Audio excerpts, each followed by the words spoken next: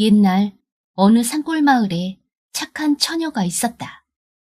옥서란 이름이었는데 어릴 적부터 부지런하고 씩씩했으며 마음도 따뜻했다. 어머니를 돕기 위해 집안의 굳은 일을 가리지 않았고 우연히 만난 마을 어른들까지 모두 잘 챙겼다.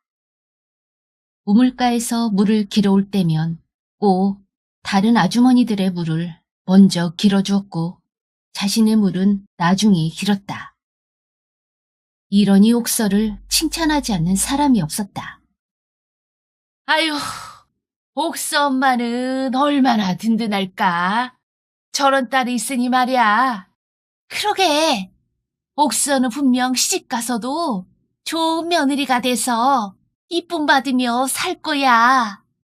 옥서가 시집갈 나이가 되자 산골 마을이지만 혼잣말이 빨리 들어왔다. 고개 넘어 이 마을로 시집을 갔는데 늙은 홀어머니와 함께 사는 착하고 부지런한 신랑이었다.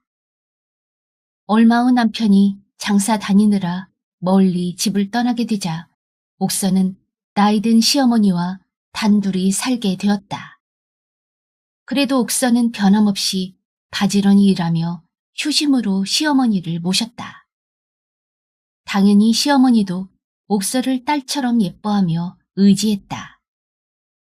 그러던 어느 날 갑자기 친정어머니가 병에 걸렸다는 소식이 들렸다. 중병에 걸린 듯하고 헛소리로 딸의 이름을 부르자 동네 사람들이 옥서에게 기별을 보낸 것이다. 옥서는 철렁 가슴이 내려앉았다. 그렇지 않아도 홀로 계신 친정어머니가 걱정이었는데 이렇게 일이 생긴 것이다. 아, 어머니, 어떡하지? 옥서는 발을 동동 구르며 시어머니에게 당장 알렸다. 시어머니도 같이 안타까워하며 빨리 친정에 가보라고 했지만 한편으론 며느리가 걱정스러웠다. 시댁에서 친정으로 가려면 험준한 바위고개를 넘어야 했기 때문이다. 아이고, 예이야. 어떻게 너 혼자 바위고개를 넘냐? 요새 호랑이가 다닌다는 소리도 들리던데. 그래도 그 길을 안 갈 수 없었다. 그럼 한낮에 빨리 가볼게요. 호랑이는 밤에 돌아다닌다니까 괜찮지 않을까요? 그렇게 옥서는 길을 떠나며 부지런히 발걸음을 서둘렀다. 하지만 바위 고갯마루에 오르자 기다렸다는 듯이 호랑이와 딱 마주치고 말았다. 집채만큼이나 커서 마주친 것만으로도 온몸이 얼어버렸고 옥서는 그 자리에서 꼼짝할 수 없었다. 호랑이는 느긋하게 말까지 걸어왔다. 사람 말도 아는 호랑이였던 것이다. 배가 고프구나. 잘 만났다. 널 좀 잡아먹어야겠다. 옥서는 이를 악물고 이렇게 말했다. 그래, 마음대로 해. 죽는 건 두렵지 않아. 단, 내가 아랫마을에서 돌아올 때 잡아먹어. 뭐? 어딜 도망치려고 수작이냐? 아니야, 정말이야. 다시 돌아올 거야. 꼭. 어느 누가 잡아먹히려고 다시 돌아온단 말이냐? 그래도 옥서는 포기하지 않고 호랑이를 설득했다. 병에 걸린 우리 어머니 때문이야. 중병에 걸려서 나를 보고 싶어 하신대. 내가 하나밖에 없는 딸인데 얼굴을 보여드려야지. 어쩌면 마지막이 될지도 모르는데. 그러니까 어머니를 만나고 돌아올 때 날 잡아먹어. 호랑이는 잠시 고민하다 한 번은 속은 셈 치고 봐주기로 했다. 좋다. 네 말을 한 번만 믿어주마. 대신 거짓말이면 그 마을을 쑥대밭으로 만들어주겠다. 그리고 호랑이는 길을 비켜주었다. 옥서는 숨가쁘게 달려 친정에 도착했다. 어머니! 어머니! 저 왔어요! 누워있던 친정어머니는 깜짝 놀랐다. 아니, 옥서야!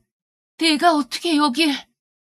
반가워서 얼른 딸을 안으면서도 친정어머니는 시댁을 걱정했다. 아이고, 일을 어쩌나. 시어머님은 혼자 어찌 계시라고 친정집을 드나드냐. 게다가 내일이 내 시어머님 생신이잖니.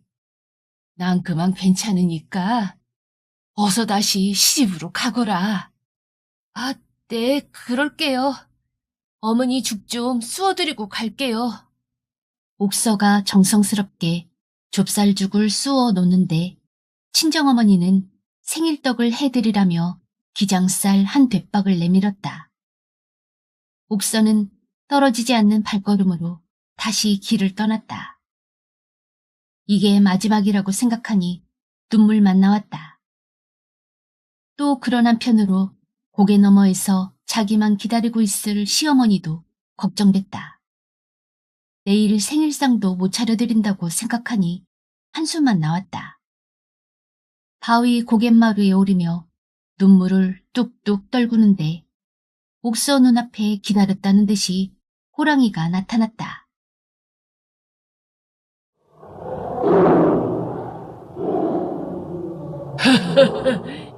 약속을 지켰구나. 근데 왜 그리 울고 있느냐? 소원대로 어머니도 만나지 않았더냐? 죽는 게 그리도 무섭더냐? 아니, 역시 죽는 건 무섭지 않아. 다음은 내일이 시어머님 생신인데 생일상도 못 차려드리는 게 슬퍼서 그래. 친정어머니가 이렇게 기장쌀까지 주셨는데. 호랑이야, 다시 한 번만 날 믿어줘. 시어머님 생일상은 차려드리고 돌아올게. 뭐라? 또 갔다 오겠단 말이냐? 호랑이는 어이없고 화가 나서 옥서를 무섭게 쏘아보았다. 하지만 옥서는 피하지 않고 다시 호랑이를 설득했다. 한 번만 더 효도할 수 있게 해줘. 꼭 다시 돌아올 거야. 내가 약속을 지키는 거 봤잖아. 그때 날 잡아먹어. 호랑이는 한 번만 더 옥서의 말을 믿어주기로 했다. 옥서가 돌아오는 모습을 본 시어머니는 기뻐서 어쩔 줄 몰랐다. 혹시라도 며느리가 호랑이에게 잡아먹히진 않았는지 초조하게 근심 걱정하며 딸을 지샜던 것이다. 얘야, 무사히 돌아와서 다행이다만 아픈 친정어머니 곁에서 며칠 더 있다 오지 않고 이렇게 일찍 왔니? 내일 어머님 생신이잖아요. 친정에서 어머님 생일떡을 하라고 이렇게 기장쌀도 챙겨주셨어요. 그 말에 시어머니는 크게 감동했다. 아유, 사돈도 참. 그리 아픈 몸으로 뭘 이렇게 나까지 챙겨주시나 원. 너무 고맙구나. 옥서는 밤새 기장쌀을 찧어서 떡을 만들었고 생일상에 올렸다. 아이고, 얘야. 떡이 참 맛있구나. 시어머니는 맛있게 생일떡을 먹다가 옥서의 얼굴을 보았다. 며느리의 얼굴빛이 좋지 않은 것을 보니 아무래도 친정어머니 병이 중한 것 같았다. 저기, 얘. 내가 마을 의원에게 물어봤는데 노인들 병에는 산삼이 좋다는구나. 바위곡의 골짜기에 산삼밭이 있다는데 그걸 좀 캐서 친정어머니께 갖다 드리면 어떻겠니? 넌 효심이 깊어서 왠지 산삼도 잘 보일 것 같구나. 산삼이요? 옥서는 시어머니의 자상한 눈빛을 보며 차라리 잘 됐다는 생각이 들었다. 호랑이와의 약속을 어떻게 지켜야 하나 고민하고 있었던 것이다. 옥서는 시어머니에게 산삼을 캐러 간다는 핑계를 대고 다시 바위고개로 갔다. 시어머니와 친정어머니를 생각하니 다시 서러움에 눈물이 북받쳤다. 호랑이는 바위 고갯마루에서 옥서가 올라오는 모습을 지켜보고 있었다. 여자 인간이 2번이나 죽겠다고 약속을 지키려 하는 모습을 보며 은근히 감탄하고 있었다. 옥서는 눈앞의 호랑이를 보고도 이제 놀라지 않았다.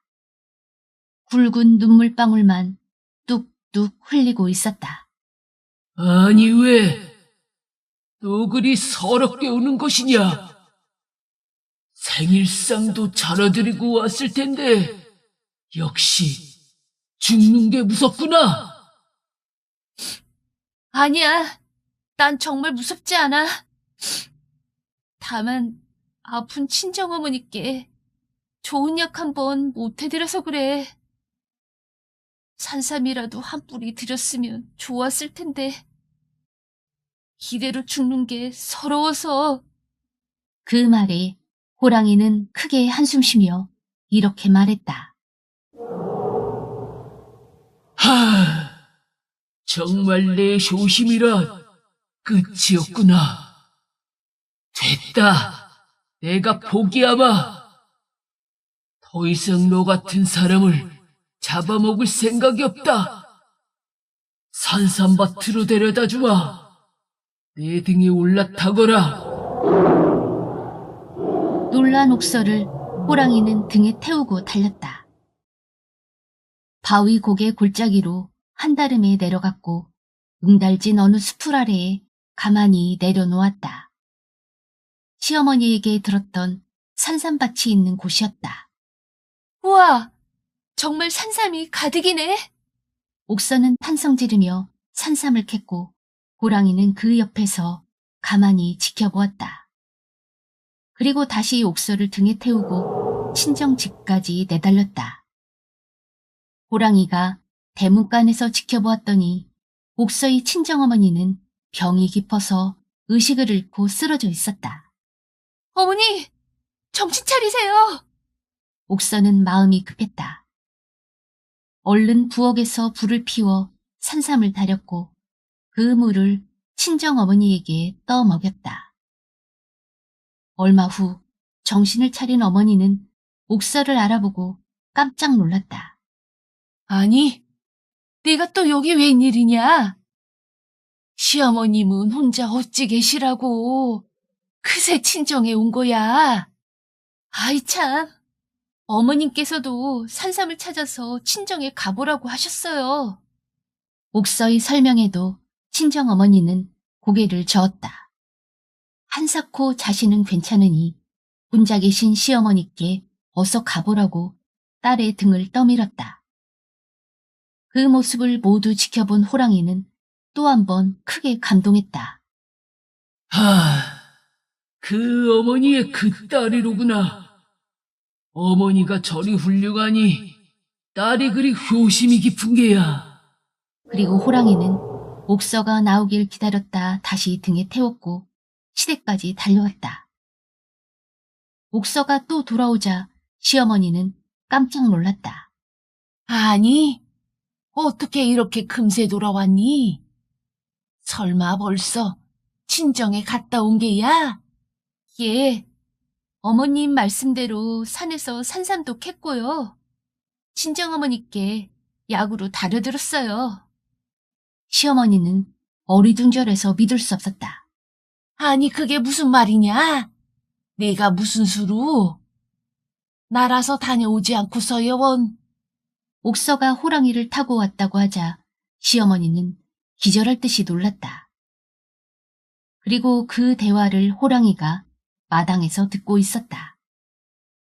이야기에 자신이 계속 등장하자 호랑이는 기분이 좋아져서 해벌쭉 미소 지었다. 한마디 끼어들고 싶어서 호랑이는 문 앞까지 가서 이렇게 소리쳤다. 이 집 며느리를 내가 얻고 왔소.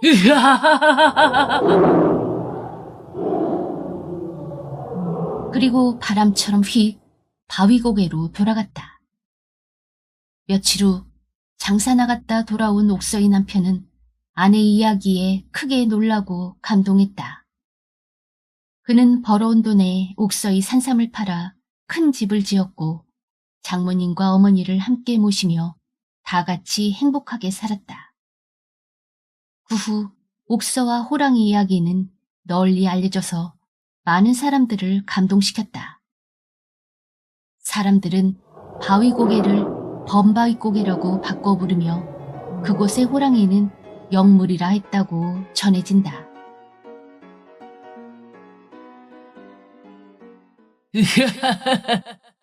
내 덕에 옥선의 집에 웃음꽃이 피었다니 마음이 뿌듯하군. 숲속 동물의 왕인 이 몸이 불쌍한 인간을 위해 인심 한번 썼지. 에이, 사람도 아니면서 무슨 인심이래. 어허, 여기서 인이란 12지의 호랑이를 상징하는 인이다. 사람 인자가 아니야. 아, 됐고. 나 좀 아랫마을로 태워줘. 뭐? 토끼 주제에 감히 함부로 내 등에 올라타는 거냐? 아, 옥선은 태워주면서 나는 왜 못 태워? 야, 옥선은 효성이 지극하니까 내가 특별히 태워준 거지. 넌 뭐가 이쁘다고 내가 태워주냐? 어허, 지난 한 해 토끼였잖아. 내 덕에 무사히 잘 지냈으면서 뭘 그래? 다사다난한 한 해였지. 쉽지 않았어. 아, 그래도 토끼는 귀엽잖아. 어서 가자고. 야, 빨리 안 내려. 아니, 이게 무슨 소리냐? 아이고, 어디서 태풍이냐? 어허! 이 몸이 등장해서 노가리 사랑방 시청자님들께 새해 인사하려는데 뭘 앞에서 자꾸 떠드는 거냐? 2024년은 갑진년 청룡의 해입니다. 건강하고 행복하게 새로운 1년을 맞이하십시오. 후후후! 만약 꿈에 저를 보신다면 올해 운수는 더욱 좋을 것입니다. 그리고 마지막으로 제가 시청자님들께 용의 기운을 듬뿍 풀어드리겠습니다. 아이쿠, 입냄새야. 이 냄새는 삼겹살에 생마늘 얹어 먹은 냄새야. 어제 회식이 좀 있어서 후후후.